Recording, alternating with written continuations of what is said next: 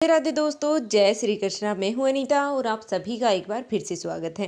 दोस्तों, आज की वीडियो में एक बहुत ही महत्वपूर्ण जानकारी है, वो मैं आपके लिए लेकर आई हूं।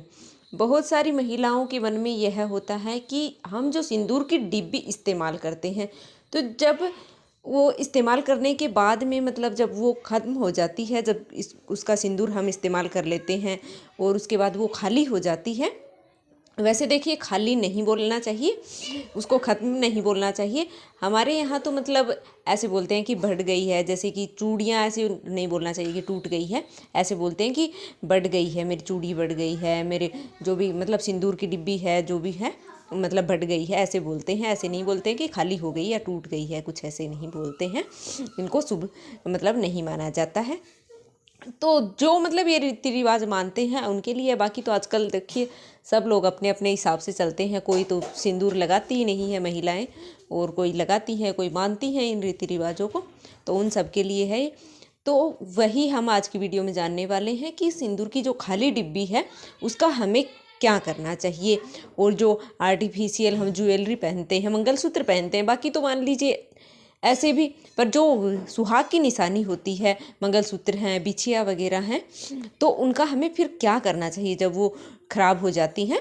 तो उनका फिर हमें क्या करना चाहिए। सिंदूर की डिब्बी है, बाकी भी मतलब जो सुहाग की सामग्री है जो ख़राब हो जाती हैं, तो उनका हमें क्या करना चाहिए।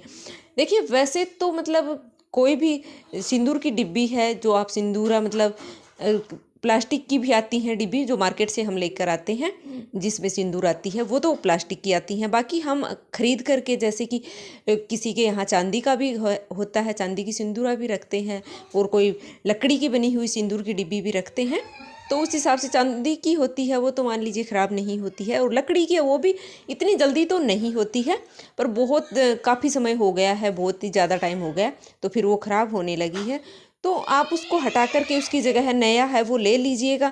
और बाकी उसको फेंकते नहीं है, मतलब इधर उधर जहाँ किसी के पैर लग रहे हैं या फिर कूड़े कचरे में, ऐसी जगह है पर उनको नहीं फेंकना चाहिए, क्योंकि वह सुहाग की निशानी है। सुहाग से जोड़ करके उन चीज़ों को देखा जाता है, तो उनको हमें ऐसे ही नहीं फेंकना चाहिए। विसर्जन भी देखिए जल में प्रवाहित अगर हम करते हैं, तो जल भी मान लीजिए गंदा होता है ऐसी चीज़ों को फेंकने से। उसमें भी पोल्यूशन वगैरह भी होता है, और हमें जल को गंदा भी नहीं करना चाहिए, तो उसमें भी हमें देखिए नहीं फेंकना चाहिए। तो आपको, या तो आप घर में अगर नहीं रखना चाहते हैं तो मिट्टी में दबा करके विसर्जन कर सकते हैं, या फिर आप ऐसी चीज़ों का देखिए विसर्जन करने की कोई वो ही नहीं है। आप जहाँ पर कोई तो घर में ऐसी जगह होगी जहाँ पर आप स्टोर रूम रखते हैं, जो मतलब एक्स्ट्रा सामान जहाँ पर हम रखते हैं, तो वहीं पर उन चीज़ों को बांध करके रख दीजिएगा। आपको इधर उधर नहीं फेंकनी चाहिए। वो चीज़ें हैं जो हटानी नहीं चाहिए, मतलब सुहाग की निशानी है हमारी, तो उनको इकट्ठा करके और एक जगह है रख दीजिएगा। ऐसे फेंकना नहीं चाहिए इधर उधर, या किसी को देना भी नहीं चाहिए कि हमने पहन लिया 2-4 बार फिर किसी को दे रहे हैं, तो ऐसा देते भी नहीं है किसी को, और उनको फेंकते भी नहीं हैं। जो भी आपकी सुहाग से जुड़ी हुई चीज़ें हैं, जैसे कि सिंदूर की डिब्बी है, आर्टिफिशियल मंगलसूत्र हैं, या बिछिया वगैरह हैं, या फिर बिंदी के जो पत्ते हैं, उनको एक जगह इकट्ठा करके आप अपने स्टोर रूम में या कहीं पर भी मतलब अपना जो एक्स्ट्रा सामान रखते हैं, तो एक जगह इकट्ठा करके और रख लीजिए। इतना बहुत ज़्यादा भी नहीं होता है। अब हम बार बार ऐसी चीज़ें हैं वो खरीदते नहीं हैं, और उनको फेंकना भी नहीं चाहिए। उनका इस्तेमाल है वो हमें करते रहना चाहिए। तो उन चीज़ों को फेंकना है वो ज़्यादा शुभ नहीं माना जाता है, और इधर उधर या कचरे में या जहाँ पर किसी के पैर लगते हों, ऐसी जगह पर तो बिल्कुल भी नहीं फेंकना चाहिए। तो आपको संभाल करके रख लेना चाहिए। या फिर अगर आप घर में नहीं रखते हैं, तो आप कोई मान लीजिए बांस वगैरह का पेड़ होता है, तो उसके अंदर जो खोखली जगह होती है उनमें आप डाल दीजिएगा, या फिर आप मिट्टी में दबा करके विसर्जन है वो आप कर सकते हैं। इधर उधर आपको नहीं फेंकना चाहिए।